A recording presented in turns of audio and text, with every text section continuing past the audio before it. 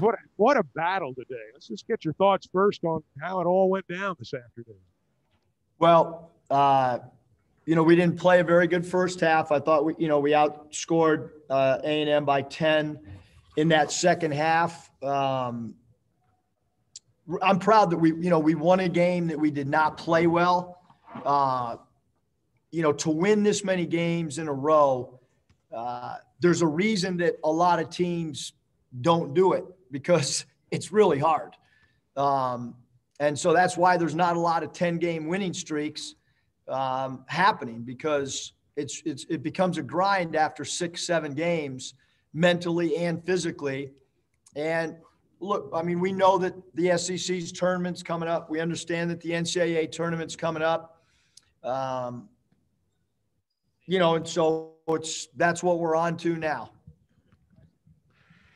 You forced 11 turnovers in the second half, none bigger than the play with, I think, about 45 seconds left that led to the dunk. Talk, if you would, about your inbounds defense. It looked like all day long, at least in the second half, down the stretch, that was pretty good. Yeah, I mean, we're supposed to stagger jump, and we work on it a lot. We have little stations even in the summer on when we want to knife passing lanes off of our staggered jump. And we've been really good in late game situations for the most part defensively. I thought at Kentucky we were really good when we had to have a stop. I thought tonight we were really good when we had to have a stop. Moses Moody's block. We even had a deflection on an out-of-bounds play that went back to them. But there was really no clean out-of-bounds plays, down the stretch. So, do we have areas that we got to get better at? Yeah, but we're 4-1 when trailing at halftime at home. So we've done a good job coming out of second halves and, winning the last 2 minutes of the game when we were down is important for us moving forward. I thought Devo's, staggered jump with, I think it was about 48 seconds was just huge. Tate finishes with 22.7 rebounds, 4 assists. After struggling on Tuesday night, he bounced back and played like a leader, didn't he? He did a great job. I mean, defensive rebounding was an area that I didn't think we were good enough tonight at. And he went out and he had 6 defensive rebounds, which was huge for us. We did a better job attacking the zone in the second half, shooting 60%. I think it was in the second half, and right. And we started passing the ball a little bit better in that second half.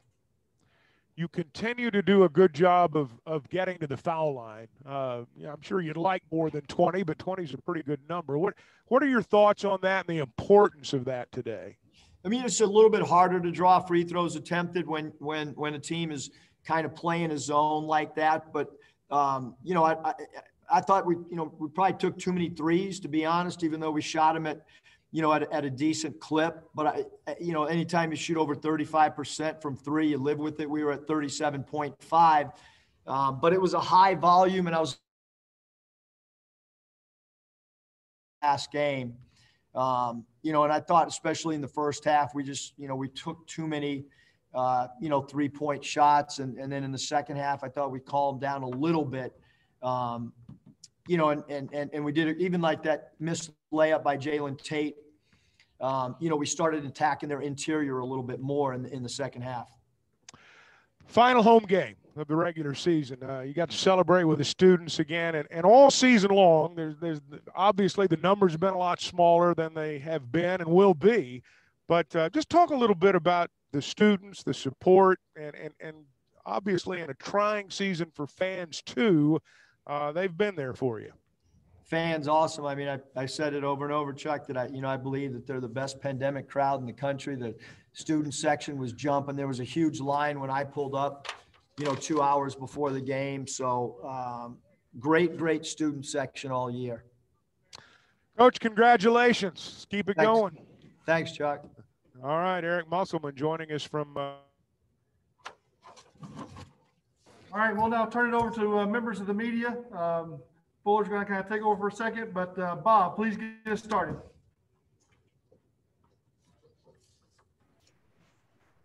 Eric, on that play that with 40-something seconds left where Devo knocked the ball out, and maybe, I don't know, a couple guys may have touched it before Smith got it, but what did you see specifically on that play?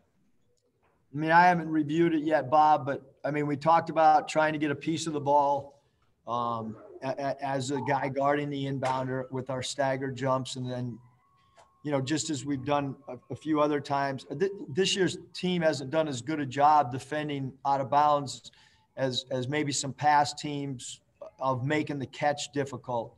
But I thought we did, you know, down the stretch, again, even the tip ball that went back to them, I thought we were much more aggressive defending their out of bounds plays, which is what we need to do going forward as well. You don't want the offense to dictate, and we were willing to gamble a little bit rather than just play back and concede an inbound pass. We did not want that. We wanted to try to make them play a little bit under duress, and there's a little bit of a gamble with that because of the fact that they were in the bonus and we didn't want to foul, and sometimes you can be overly aggressive when you're trying not to allow an inbound pass. But I thought our guys were phenomenal again down the last 60 seconds from a defensive standpoint. And then just what do you think of the way A&M played? I mean, I thought they really played well. They shot unbelievably well by their standards. But yet you guys still found a way to win. Yeah, I mean, I thought they played great. I thought Coach Williams did a great job. He had an excellent game plan. They do a great job of keeping games close almost every night with their style and their pace of play. But they came out tonight from the opening jump. They stole the jump. We didn't box out on the jump ball, which we talked about it before tip-off. And we told him Jackson where he lined up and where he was going to try to knife the passing lane. And sure enough, he did it. And we got down 2-0. But you know what? I told the guys in the locker room, you gotta enjoy every win. They're never easy. And like I said, it's really, really hard to bring your mental game, your physical game for this many games in a row.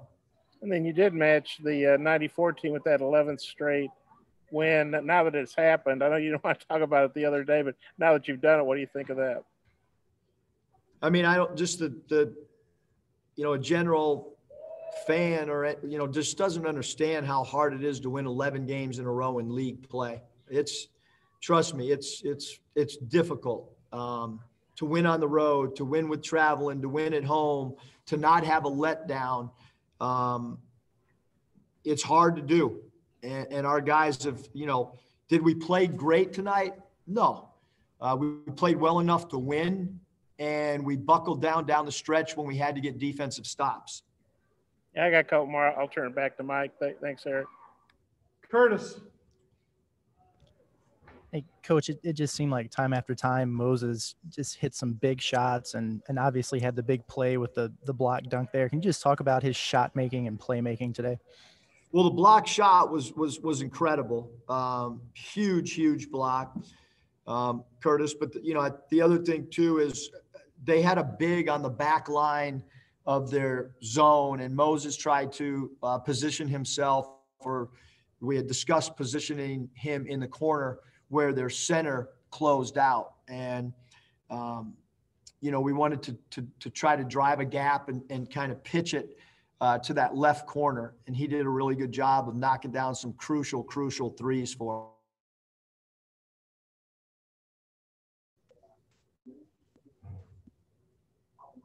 I'm drawing a blank, man. I might come back later. Sorry, Eric.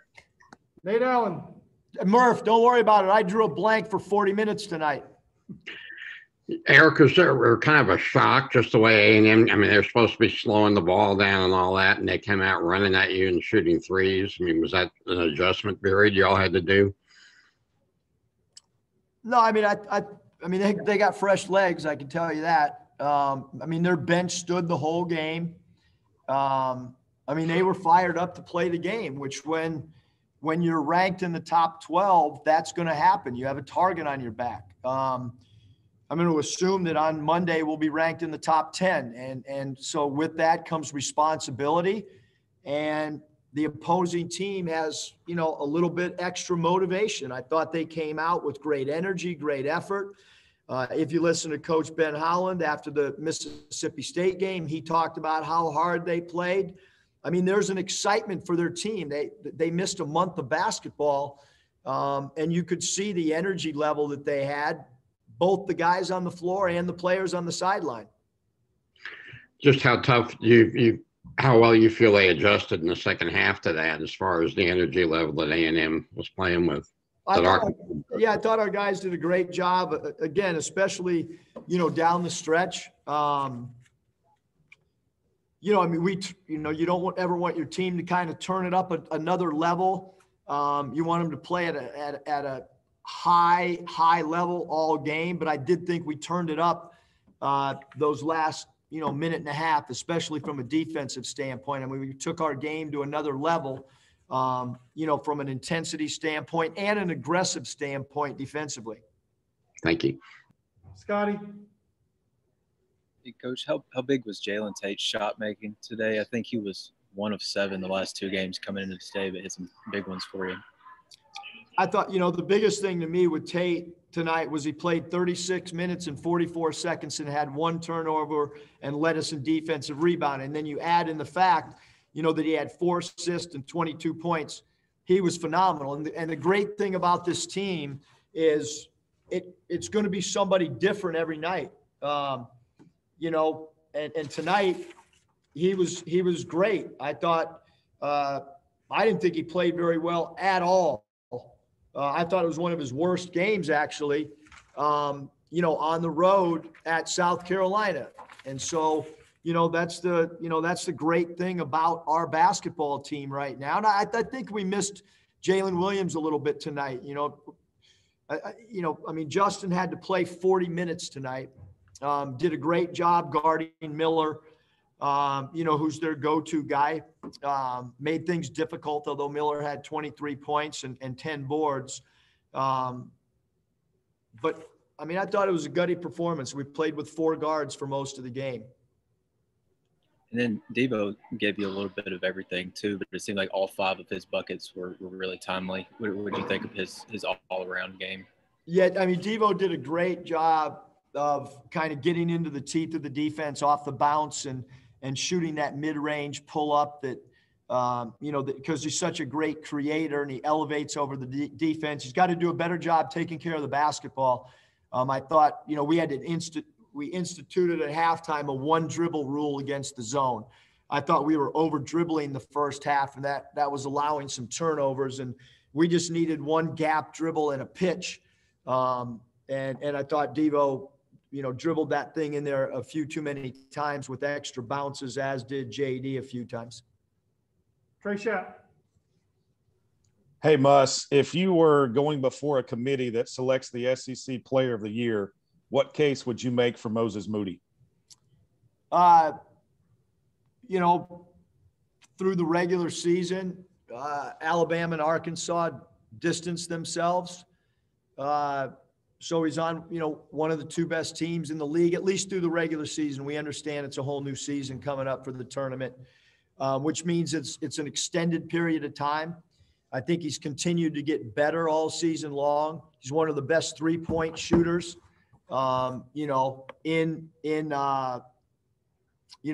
in college basketball. You saw what he could do defensively with that block shot tonight. And then you just look at his freshman stats where he compares nationally. Those would be some of the arguments. He's a go-to player on one of the 2 best teams in the league.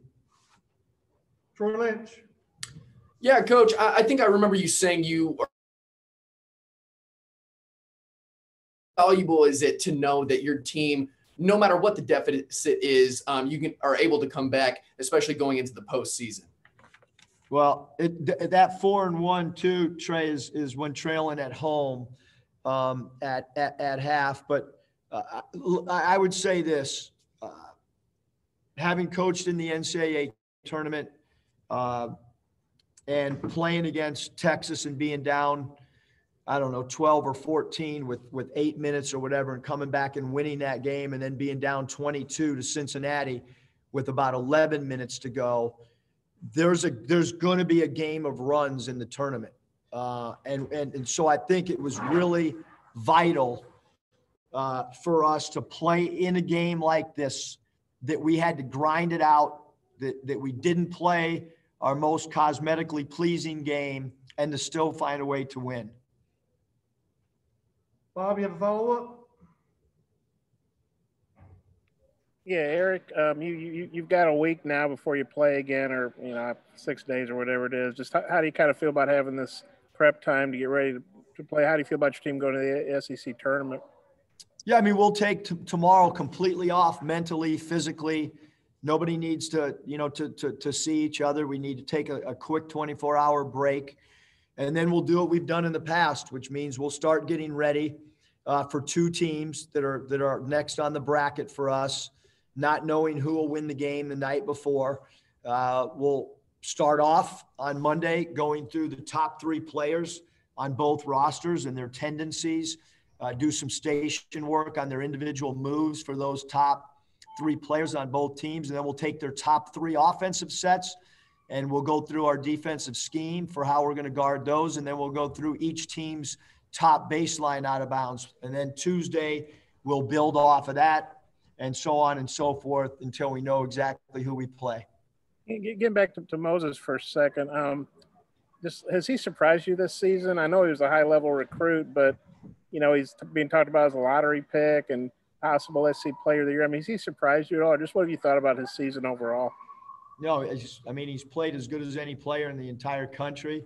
I'm not surprised if anyone looked at my phone and the text messages and the phone calls. I think when we were recruiting him, we put enough effort in that we thought he'd be one of the best players in the country. And it's paid off that he trusted us and made a decision to come here. I think it's paid off for Mo and for us. I think he's in the right system. I think there's a great comfort level with him playing here at Arkansas. I feel an overly strong bond that knowing that he had an opportunity to play anywhere in the country and he chose us and not just Moses, but his father Kareem and Rona and his brother, as a family, we kind of painted a picture of a vision, but we hadn't accomplished much. And they kind of bought in that we could be a top 10 team and that we could position ourselves to be one of the top teams in the SEC. And they, bought in and I'm just happy that it's paid off for everybody. Thanks, Eric. Final question, Seth Campbell. Yeah, Eric, what was the explanation on that Jaylen Tate review on the end I want to know towards the end of the game? I don't know, Seth. I mean, I wasn't listening anyhow. They said, I don't know, I guess it was a charge. So what am I going to do? Go get a defensive stop, get a defensive rebound, come down and make a shot. That's what I told them. Thanks, Seth.